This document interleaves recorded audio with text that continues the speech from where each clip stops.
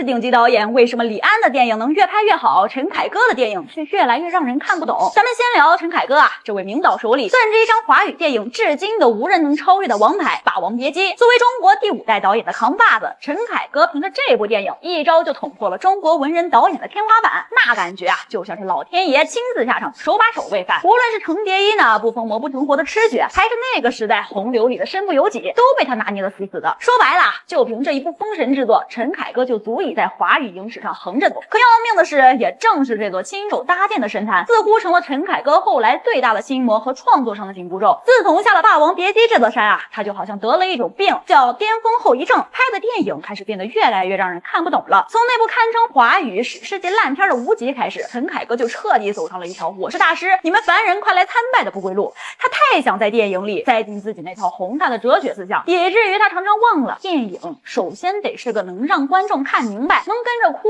跟着笑的好故事。结果呢，一个馒头引发的血案的民间吐槽，直接把他那耗资数亿的哲学探讨给干成了全国人民的笑话。到了《妖猫传》，这毛病就更严重了。你不能否认，那画面美到每一帧都能当壁纸，简直就是一部2小时超长版的大唐盛世旅游宣传片。但观众被这视觉轰炸完，除了那句哇特效厉害，还剩下啥了？空洞的故事，纸片人一样的角色，全都被淹没在了那片极致的华美之下。说白了，就是装修花了500万，结果连下水道都没修好。陈凯歌后来的电影啊，总有一种高高在上的爹味儿，这背后是他那戒不掉的大师瘾，总想在电影里给观众当人生导师。他不再像拍《霸王别姬》时那样一头扎进人堆里去闻人身上的烟火气，他飘得太高了，太想证明自己还是那个神，结果反而忘了神也是从人修炼上去的。我们再反过来看李安啊，这位导演简直就是陈凯歌的反向操作之神。如果说陈凯歌的关键词是说教，那李安的关键词就是掏心窝子。你看他的电影，永远能感受到一种极致的谦逊和温柔，这份温柔啊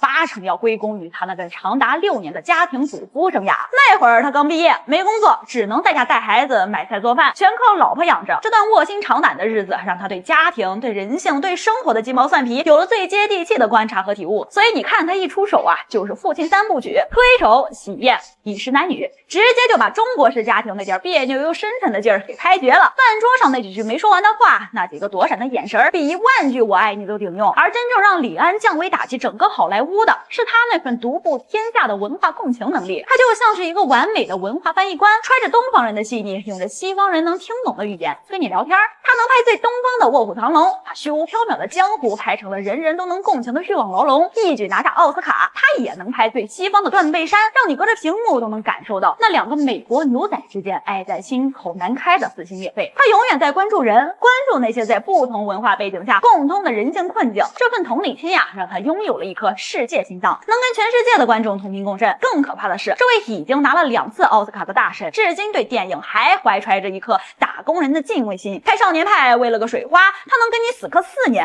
拍比利林恩，他有大胆挑战120帧技术，差点把电影院的放映机都给炸报废了。他永远像个好奇宝宝，永远在探索，永远把自己放在一个伺候电影的位置上。所以你看啊，这俩大导最根本的分野就出来了。陈凯歌是把自己当成了圣人，拍电影是为了普度观众；而李安呢，他把自己当成了病人，拍电影是为了自救，顺便拉着观众一起寻找解药。一个是向外索取，希望得到观众的仰望和膜拜；一个是向内探索，希望能和观众达成灵魂的击掌。一个越来越像个固执的哲学家，另一个则始终像个充满好奇心的人类学家。说到底呀，咱们观众对导演的要求其实很简单，我们不想上课，我们只想看一个好故事，看到我们自己的影子，痛痛快快的哭一场笑一场。所以啊，大师和宗师的区别可能就在于，一个总想着怎么证明自己是神，而另一个一辈子都在学着怎么把人拍好。